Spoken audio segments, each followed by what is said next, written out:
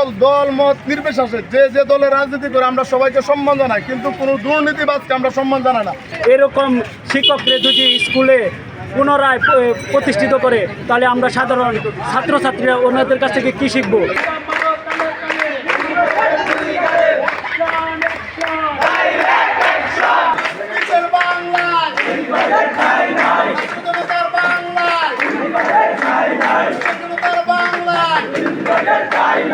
সকল দল মত নির্বিশেষে যে যে দলের রাজনীতি করে আমরা সবাইকে সম্মান জানাই, কিন্তু কোনো দুর্নীতিবাজকে আমরা সম্মান জানাই না। কোনো দুর্নীতিবাজ এদেশে থাকতে পারবে না। কোনো প্রতিষ্ঠানে একটা শিক্ষক জাতির মেরুদণ্ড, কোনো শিক্ষক যদি দুর্নীতি করে তাহলে এই যারা ছাত্র তারা কি শিখবো? তারা তো দুর্নীতির সাথে জড়িত হয়ে যাবো। অতএব কোনো দুর্নীতিবাজ শিক্ষক আমরা চাই না।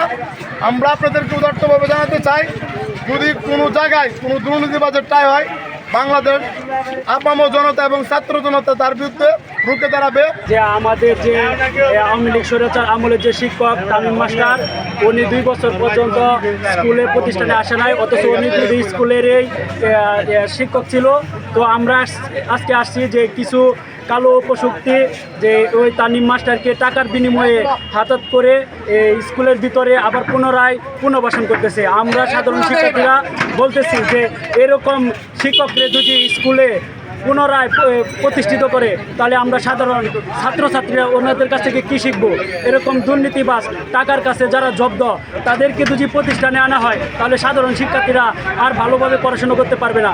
তাই আমি সাধারণ শিক্ষার্থীদের পক্ষ থেকে এর তীব্র প্রতিবাদ জানাচ্ছি এবং ইউনো বরাবর প্রশাসনের দৃষ্টি আকর্ষণ করছি যে এরকম স্বৈরাচার শিক্ষক যেন কোনো প্রতিষ্ঠানে, বাংলাদেশের কোনো প্রতিষ্ঠানেই তাই না হয়। এরপরে নিচে আমি নামার পরে ওই যিনি আসছিলেন সাথে, ওনার সাথে দেখা হয়েছে।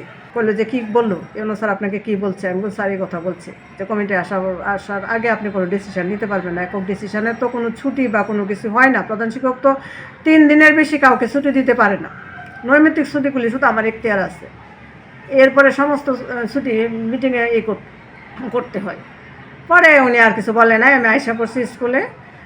তো ওকে বললাম যে তুমি আর স্কুলে আইসো না যতদিন পর্যন্ত আমার কমিটি না আসলে কোনো ডিসিশন হইলে তারপরে আমরা যেটাই একটা কিছু তো জানাবো। কিন্তু সে আমার কোনো কথা শুনে নাই। সে নাকি স্কুলে আসছে। এর মধ্যে স্কুল 3 দিন বন্ধ ছিল। বন্ধের আমি রবিবার দিন ঢাকা গেছি, সোমবার দিন ঢাকায়, কালকে রাত্রে আমি ঢাকা থেকে আসছি। এখন কিছু ছেলেরা গিয়ে স্কুলে নাকি শুনলাম যে ওরা এসে মিছিল করছে, আবার উপজেলায় গিয়ে আমার এমনভাবে ধরছে যে আপনি টাকা খায়া ওরে আপনি ঢুকাইছেন।